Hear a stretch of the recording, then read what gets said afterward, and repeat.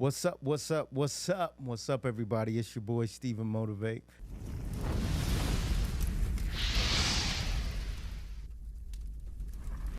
Back at you once again. Wanted to talk to you about something super interesting that came out just about 19 hours ago.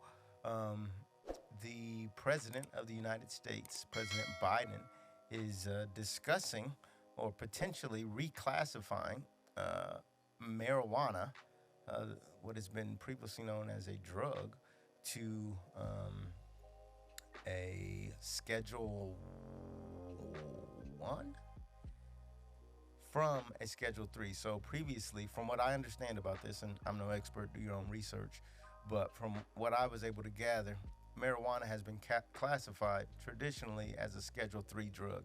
Schedule 3 being that it's as dangerous as needs to be classified in the same classes as, let's say, cocaine or fentanyl or heroin and all these other heavy drugs that are super dangerous, and opioids that are, have people addicted, and, is really wreaking havoc on our country. And, our prayers, our thoughts go out to them. My family has certainly done ministry in an area where we grew up in Indiana, where drugs were prevalent. At sort of, economically depressed parts of town where folks aren't really making that much money, and, living paycheck to paycheck, if they even have a job, or, struggling with financial sort of situations. So drugs are definitely a problem in this country, and around the world, I imagine. But in general, it sounds like, for whatever reason, President Biden and his administration has decided to reclassify marijuana out of that to a Class 1. And if I saw the news correctly last night, the marijuana is now going to be on kind of the same level as like Tylenol or Sudafed, or things that you can still access if you go to a pharmacy. Now, there may be limits to it. I think that marijuana in this case has been changed where it will not be considered as dangerous as it once was. And so because of that, there's going to be just a ton of changes in terms of what does that lead to? What are the laws now? We already know that the laws in some states it's legal, in some states it's not legal, in some states it's semi-legal. There's medical marijuana. There's different classifications of THC. If it's the normal get you high THC, then, but if it's a lower sort of CBD, then you can use that as lotion. So this has been going on for over a decade at least, right? So the question is this a good thing? Is it a bad thing? Who knows? Is it good? Is it bad?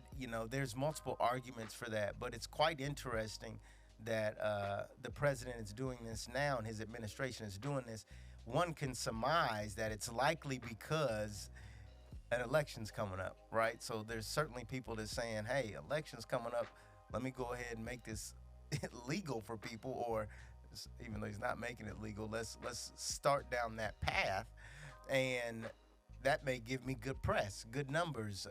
People may come out and vote for that. They might say, hey, there's a lot of people who actually are in support of marijuana legalization. Actually, I was looking at a statistic here from the website Statista. Looks like they have done surveys with folks 18 years or older every year, populations of around 1,500 people. And so increasingly since 1969, folks have said they want to see marijuana legalized. So if you look at 69, the numbers were 12% of folks in this survey group wanted to see it legalized. If you go to 1995, 25% wanted to see it legalized. If you go to 2010, that number jumped to 44%. And if you jump all the way to 2023, that number's now at 70%. Now, of course, it's a survey, it's statistics. Is the sample size big enough to really indicate what people want? Who knows? But it looks like, based on this survey, there is a trend for more and more people to, do um, want and support medical marijuana or marijuana legalization. And so when you think about it, I'm not going to speak from a personal perspective, but I would say when you think about it, it seems like people are interested in loosening the uh, the perception and the constraints that have been on marijuana. So, we grew up thinking about marijuana as basically pretty bad. I certainly was around it, had friends that did it. I knew about it probably as early as 13 or 14 years old, which is fairly young. And, so is it good or bad? I think, you know, Andy Stanley, a guy I listened to or used to listen to a lot, he had this sermon series and he would ask, is something good or bad? It's probably not the right question. It's probably the better question is probably, is it wise? Right? Is it wise to do in light of my past, in light of my present, in light of my future hopes and dreams? Is it a wise thing to do? So I feel more comfortable answering that question. And I think we have to look at it in different contexts. If you look at it, from a positive standpoint, you've heard NFL players, folks that have pain in their bodies say, hey, marijuana has helped me. Using it, smoking it, using edibles, these sort of things has been a benefit to me. And so when you think about it from that standpoint, if your body's hurting, if you're putting your body on display to be entertainment for the world and you're getting banged up and you're getting paid all these millions of dollars and nothing really soothes that pain outside of marijuana, then maybe the answer for you is yes, it is wise. Now, jumping back to my earlier point, we grew up seeing it pretty much as bad and pretty much as something you should not do. And so if you think about a 13 to 14-year-old, is it wise for you to be experimenting with marijuana? Probably not. It's probably not wise. If you're trying to, what we focus on this show, entrepreneurship, your personal finances, leveraging your job. Well, in order to keep a job, a lot of times, folks don't want you at work under the influence of drugs. And that's reasonable, right? When you're running a business, you don't want people making decisions and they're in a state of euphoria or psychosis or, they're, they say certain drugs, like certain marijuana is called indica, like in the couch, because you get so lazy that you just want to sit down all day. And then there's certain marijuanas that have you super hyper. And so there's all different types of strands and things like that. But you have to ask that question, is it wise for you? So even if it does get legal, even if it does become legal and it seems like the president may be on that path or his administration's on that path, that doesn't change the fact that it may not be the wise thing for you to do. If you're 40 years old and trying to get your life together still and you don't own a house, you don't have a business, you don't have a steady job, is it really wise for you to be engaging in marijuana? And I think the same thing applies for several other drugs. You want to be as sober-minded as possible when you are trying to make progress towards your goals in life. And when you think about where you want to go and the steps you need to take to get there, it likely isn't a good idea to be high in the process of doing that. And so, marijuana as a whole, I think it's a bigger conversation and it's up for debate because it's going to be good for some people. It's not going to be good for others. It's, some people say that it will lead as a gateway drug to more drug use. Some people use it because their life isn't together and, they don't want to think about it. So they just want to sort of zone out and not think about all the problems that are happening. Some people use it intermittently. You go to these concerts, things like Woodstock back in the day or Coachella today, and drug use is very prevalent. It's like a moment in time for folks. So, all those are up for debate. And I think there's good, healthy debate that should happen. When you're thinking about it personally, you got to think about, is it wise for you to do? whether it's legal or not, whether you're in a legal or illegal state. Where are you at in life? What does your past look like? What does your present look like? And what do you hope for in the future? And is that a good use of your energy? Because energy, you don't get it back. Like you get all the energy you have is connected to all the time you have, in a sense. Like that energy is expended for that amount of time. And we all have as much time as there is to have, right? For this moment that I'm speaking into this camera, I could be doing a lot of other things with my time right now, but I'm putting my energy into this. And someone else might be at home putting their energy into rolling a joint or smoking a blunt. And it's not about whether it's right or wrong. It's about, okay, is it wise? Would that be wise for me to do if I want to put out content daily, consistently? Probably not. And so outside of the fact of whether it's a good thing for the country or whether it makes sense for the country, it is important to say that you need to think about, is it wise for you? So I think when you take a step back and you think about this for the country, you have to think, is marijuana better left sort of unregulated, or people that are in prison or jail for possession of marijuana, and they're doing the same time or in the same sort of corrective facility as someone who's committed murder?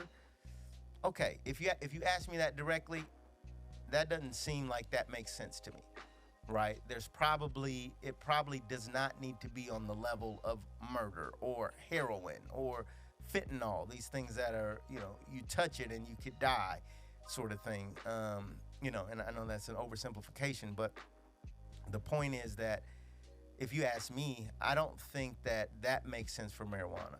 So if we're down the path of, the country seems to make it it thinks it's more acceptable, I think that, it probably is a good thing to set up laws, to set up think groups, to figure out how do we, people are using it anyway. The law hasn't changed whether or not people in general would use it. It may change, how it's viewed socially and who's allowed to use it. And so if you were to ask me, I would have to admit that I think it's better that it's regulated, that we learn how to deal with it, that we learn how to be a society that, basically allows it, but allows it in a way that's structured and allows it in a way that maybe even takes the allure from it a bit. It's like if I think there's a story about a kid who was caught by their parents smoking cigarettes. And so the parents said, okay, go in that room and you smoke all the cigarettes you want. And after a while, the kid got tired of being in a room with cigarettes, got tired of the smoke, got tired of the smell, didn't like the taste. And so they never smoked another cigarette again, because once they were allowed to engage in it, it lost its allure. And, many times in life, the thing we want the most, it's because it's gated off. It's because it's behind that, oh, mom or dad said it was wrong, or the church said it was wrong. So now it makes me curious as to, maybe I should try that. So I think there is something to say, hey, try it. Hey, it's open. Hey, it's legal. Hey, it's less restrictive. And now let's see if people really desire it as much. Let's see if it becomes as cool. One last thought on this topic. Obviously, there is some social justice that's probably wrong here. This, if it does go through, big money, big corporations are probably going to go in, take control, and start to profit off of this industry. That's the nature of our country and the nature of our economic system. So my thought on that, if anyone is curious, is that, that's wrong. We've got to figure out a way for all these black and brown folks who've been discriminated against in prison, their lives have literally been kind of snatched from them for being, street pharmacists or dealing in marijuana, that, there's probably, I don't know how you do it, but you got to figure out a way to sort of make that right. It doesn't feel right for, soon as the legislators say, all right, it's not illegal anymore, that the big companies are going to swoop in, control the industry and profit off of it. And the people that are socially, economically depressed and maybe didn't necessarily want to deal in marijuana, but felt like they were forced to. Not saying that's everybody's excuse or reason, but in the cases where that may be true, doesn't seem right either. So it's definitely a Pandora's box. You open up you open up a big pile of, what do we do with this? What do we do with this industry that we've for generations said was completely wrong, completely illegal? You lock people up, they get in trouble for it. And now how do we change that narrative, and how do we make it right? I don't know the answer to that, but it's certainly newsworthy. It's certainly something that's happening. Like I said, do your own research on it. But above all, figure out not if it's right or wrong. Figure out if it's wise, and if it's wise for you in light of what you've been through in your past, what you're dealing with in your present, and where you hope to go in your future. Hey, everybody. Thanks for checking out this video. Thanks for tuning in. Hey, let me know what you think about this. Give me your thoughts. Give me your feedback. Give me your comments.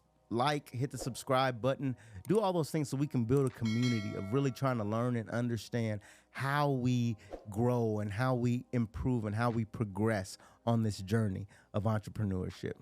As always, it's your boy, StephenMotivate. Stay motivated. Peace.